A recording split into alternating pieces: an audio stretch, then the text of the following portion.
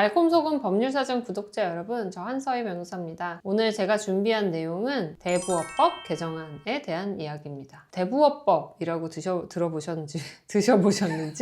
대부업 등의 등록 및 금융 이용자 보호에 관한 법률, 이거를 줄여서 보통 대부업법이라고 이야기를 하고요. 대부업자와 관련된 이제 등록 요건이나 뭐 대부업자가 어떤 것들을 해야 되는지 의무사항이 기재되어 있는 법률입니다. 이 법이 지금 개정안 나온 지는 좀 된 것 같아요. 근데 통과가 됐습니다. 2024년 12월 27일에 국회 본회의를 통과했습니다. 공포는 아마 1월에 될 것 같아요. 보통 법이 본회의를 통과를 하면 그 다음 프로세스가 어떻게 되냐면 대한민국 관부에 공포를 합니다. 공포를 하면 이제 시행을 하게 되는데요. 시행일이 어떻게 되냐면 공포일로부터 시행되는 법률도 있고 뭐 6개월 뒤부터 시행된다 이렇게 법률에 부칙에 붙어 있는 경우도 있습니다. 그래서 이 경우에는 어떤 업자들이 준수해야 할 사항들이 조금 엄격하게 변경됐기 때문에 공포일로부터 아마 6개월 이후에 시행이 될 것 같아요. 그래서 지금 현재로서는 2025년 7월에 시행될 예정으로 보이는 법률안입니다. 근데 이 대부업법 개정안 같은 경우에는 대부업자들에게 조금 의무를 강화하는 그런 내용을 담고 있기 때문에 바로 시행하는 것보다는 이제 6개월 뒤에 시행하는 게 좋겠다라고 생각을 하시고 그 내용이 부칙에 있는 걸로 이제 알고 있습니다. 보통 우리가 국회에 의안정보 시스템이라는 데 들어가면 이렇게 해가지고 이제 법률안과 관련된 내용들이 올라와 있어요. 어떤 법률들이 막 제출이 됐었는데 그 법률이 요 통합법으로 이제 통과가 됐다 이런 걸 이제 이야기를 해주는 건데,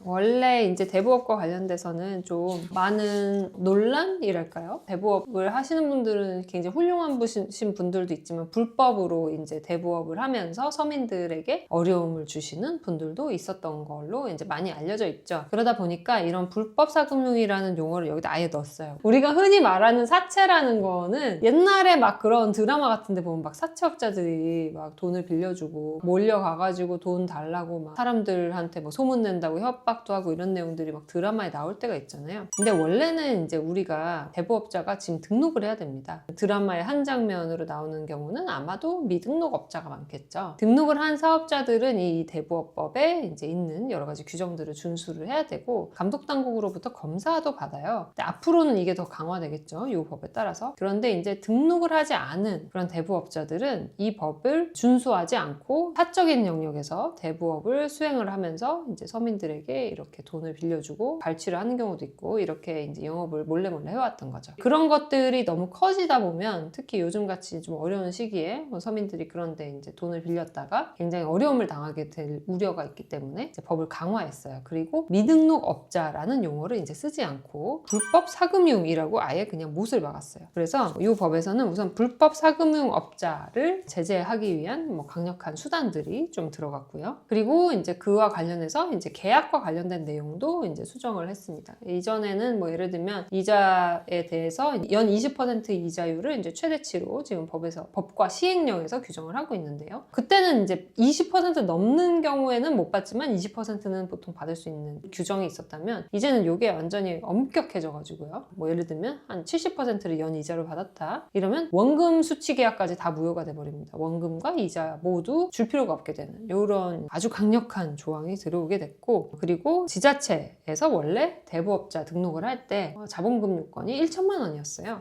근데 이게 이제 상향이 됩니다. 1억 원으로 상향이 되고, 그리고 처벌이 굉장히 강력해졌어요. 예를 들면 징역 3년에 벌금 3천만 원이었다라고 하면 징역 5년에 벌금 2억 원 이런 식으로 상향이 된, 오늘 제가 그 부분을 자세하게 설명을 해드리려고 합니다. 우선 첫 번째로 이제 지금까지 우리가 얘기했던 그 이자 부분을 얘기를 할게요. 보도자료에서도 꽤 크게 나왔는데 불법 대부 계약에 의한 효력을 제한한다 이렇게 이제 금융위 보도자료에 써 있어요. 그리고 불법 사금융 범죄 이득을 박탈하기 위한 법적 근거가 마련됐다 이렇게 써 있어요. 불법 사금융도 뭐 미등록업자가 있는데 그냥 돈을 빌려주고 그리고 높은 이자를 받는데 뭐 50% 받았다. 그럼 우리가 법에서 말하는 20%보다는 높지만 50%는 1년에 1,000만 원 빌려주고 1,500만 원 연말에 갚으라는 거니까 이 정도가 그러면 범죄 이득에 해당할 정도로 높은 거냐? 그 정도는 아니에요. 그리고 법에서 지금 정하고 있는 건 어떤 사례들이냐면 그 범죄 이득을 박탈하기 위한 법적 근거가 마련됐다라고 하는 경우에는 이제 수단이 좀 중요해요. 예를 들면 성착취를 하는 내용의 추심 행위를 한다든지 인신매매나 신체상해 그리고 폭행 협박을 해서 대부 이용자에게 이제 현저하게 불리한 계약을 체결했을 때가 이제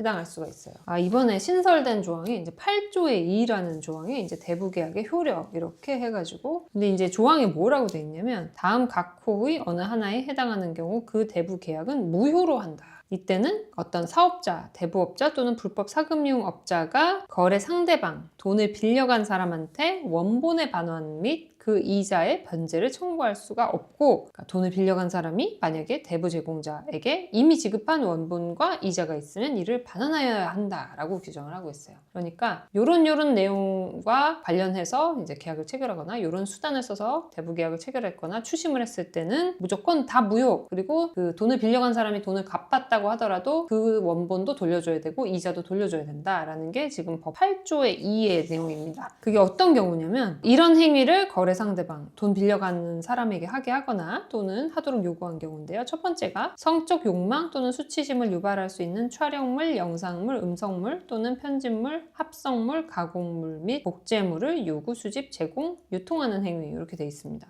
너 돈 안 갚으면 가족들에게 나체 사진 뿌린다거나 친구들에게 뿌리겠다라고 협박하는 것들 이제 뉴스 기사에서 접하신 적 있을 거예요. 그런 경우에는 대부 계약 효력 자체가 무효가 된다는 거죠. 그 두 번째로는 인신매매, 신체의 상해 또는 포기, 장기기증, 강제취업, 강제노동 등 개인의 신체와 자유를 심각하게 침해하거나 기타 사회질서에 반하는 행위를 요구하는 행위. 예를 들면 내가 이 돈을 갚지 못하면 신체 포기각서 쓰는 거 또는 내가 이 돈을 갚지 못하면 뭐 어디 가서 강제노역을 하겠다라고 쓰는 거. 이런 경우에는 이것 역시도 대부 계약의 효력이 무효가 된다는 거죠. 폭행, 협박, 체포, 감금, 위계, 위력을 사용하거나 채무자의 궁박, 경솔, 무경험을 이용하여 부당하게 체결된 대부 계약으로서 대부 계약의 내용이 거래 상대방에게 현저하게 불리한 경우인데요. 앞에 것과 사실은 유사하지만 앞에 게 조금 더 구체적이죠. 인신매매나 이제 뭐 성적인 이제 욕망을 유발할 수 있는 그런 것들로 특정이 다 딱 되어 있고 그 뒤에 것은 조금 더 광범위한 수단을 써서 이제 사람에게 협박을 가한다든지 할 때 해당합니다. 역시도 이제 대부 계약 효력이 무효가 될 수가 있어요. 그 다음으로 이제 주목할 부분은 최고 이자율의 3배 이상으로서 대통령령으로 정하는 율을 초과하는 내용으로 체결된 경우에 해당합니다. 이제 지금 최고 이자율이 시행령에 따르면 20%입니다. 그래서 대부 이자율 20%의 3배면 60%겠죠. 근데 요거를 또 3배 이상으로서 대통령령으로 또 정한다고 하니까 대통령령에서 얼마가 될지는 몰라요. 근데 지금은 여기에 나와 있는 걸로는 기준점이 어쨌든 60%겠죠. 60%를 초과하는 어떤 뭐 이자율을 딱 해가지고 이제 이자로 지급하도록 한다. 뭐 연에 500%의 이자를 지급하도록 체결을 했다. 이러면은 연말에 1년 지난 뒤에는 원금의 총 6배에 해당하는 원금과 이자의 합계액으로 변제를 해야 되겠죠. 이런 경우에는 이 계약 자체가 무효가 될 수 있다는 거죠. 그래서 너무 높은 이자를 책정한 경우에는 원본도 받지 못할 수 있다라는 것을 이제 좀 주의를 할 필요가 있습니다. 그리고 반대로 대부를 이용하는 분들은 내가 엄청난 이자 부담을 지는 계약을 체결했어요. 근데 그런 계약 자체가 무효일 수가 있으니까 너무 염려하지 마시고 법적인 도움을 한번 조력을 구해보시라 라고 말씀을 드리고 싶어요. 그리고 이제 허위과장 광고가 금지되도록 이제 법에서 또 9조의 3이라고 해서 들어왔는데요. 특히 대부업자뿐만 아니라 불법 사금융업자를 포함하는데 불법 사금융업자라는 건 대부업 등록 없이 영업을 하는 사업자입니다. 정부기관이나 이제 법률에 따라서 허가인가 등록을 받은 금융기관으로 오인받을 수 있는 표현을 쓰면 안 됩니다. 만약에 이제 내가 대부업을 영위하면서 은행이라고 쓰는 거예요. 그러면 이거는 허위과장 광고에 해당합니다. 자기가 은행인 것처럼 표현하면 그건 큰일 난다는 거죠. 불법 사금융업자인 미등록업자는 더 당연히 그렇겠죠. 미등록업자가 마치 대부업 등록을 한 것처럼 대부업자라고 쓰면 안 된다는 거죠. 그리고 서민 등 금융 소외계층을 지원하기 위한 상품으로서 금융위원회가 고시하는 상품으로 오인될 수 있는 표현을 쓰면 안 됩니다. 그거는 그런 표현을 쓸 수 없다. 만약에 쓰게 되면 어떻게 되냐? 허위과장 광고 금지 규정에 이제 따라서 나중에 법적인 조치를 받을 수가 있습니다. 9조의 3 같은 경우는 5년 이하의 징역 또는 2년 이하의 벌금형에 처하게 되니까요. 그래서 굉장히 무겁죠. 그 다음으로는 이 불법 대부 광고에 이용된 전화번호 같은 경우에는 전화번호를 이용 중지를 해달라고 요청을 할 수가 있어요. 근데 이때 이제 이번에 추가된 규정은 이제 누구든지 불법 대부 행위에 이용된 전화번호를 확인하면 시도지사 등 대통령령으로 정하는 자에게 해당 번호를 대부업을 신고할 수 있도록 하고 있습니다. 여기서 또 이제 이번 법 개정에서 중요한 부분은 온라인 대부 중개 사이트에 대한 관리 감독이 강화됐다는 거예요. 원래 대부 중개업자 같은 경우에는 법적으로는 금융위에 등록을 할 필요가 없었는데 이게 최근에 대부 중개업자들과 관련해서 이제 많은 문제가 생겼다고 해요. 온라인상에 그냥 대부 중개업자를 딱 이렇게 개설을 해놓고서는 이제 사람들한테 불법 금융하는 사람들을 연결시켜 준다든지 소개를 해서 이제 문제가 됐던 사안들이 많이 있었던 모양이에요. 그러다 보니까 온라인상의 이 대부 중개업자 규제해야 되는 거 아니야? 라는 이제 논의가 많이 이루어졌고, 그래서 그에 따라서 이제 이런 온라인 대부 중개 사이트에 대해서 금융위에 등록을 하도록 하는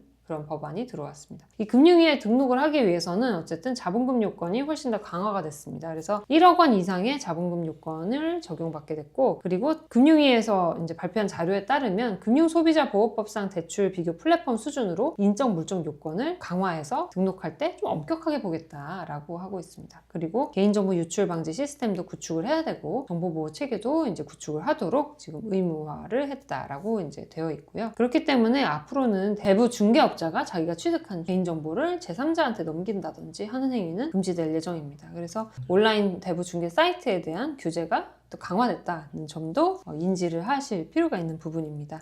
그 다음으로는 등록 요건이 강화가 됐습니다. 먼저 등록을 해야만 하는 기관이 원래 나누어져 있어요. 어떤 시도지사에게 등록을 해야 되는 경우랑 금융위원회에 등록을 해야 되는 경우로 나누어져 있는데요. 한 개의 특별시, 한 개의 광역시, 한 개의 특별자치도에만 어떤 사무소를 설립하고 거기서 영업을 한다라고 하면 이때는 그 시도지사에게만 등록을 하면 됩니다. 지방자치단체에 등록을 한다라고 생각을 하시면 되고요. 근데 이게 2개 이상으로 늘어난다. 그러면 우리가 금융위원회에 등록을 해야 됩니다. 만약에 온라인에서 내가 대부업을 한다 라고 하면 당연히 금융위원회에 등록을 해야 되겠죠. 법에 지금 과거에는 1천만 원 이상이었던 게 지금 개정되면서 1억 원 이상 대통령령으로 정하는 금액으로 상향이 됐고, 시행령에서는 이제 개인의 경우에는 1천만 원에서 1억 원 이상으로 상향을 시키고, 법인의 경우에는 5천만 원에서 3억 원 이상으로 상향이 될 예정이라고 합니다. 대부 중개업자 같은 경우에는 이제 원래는 자본금 요건이 아예 없었다고 해요. 근데 이제 3천만 원 이상 대통령령으로 정하는 금액으로 이제 상향이 되었고, 온라인에서 영업할 때는 이때는 과거엔 자본 요건 없었는데 이제 1억 원 이상 대통령령으로 정하는 금액으로 상향이 됐습니다. 그래서 굉장히 좀 높아졌다. 그러면 너무 작은 업체들이 막 들어와서 난립하지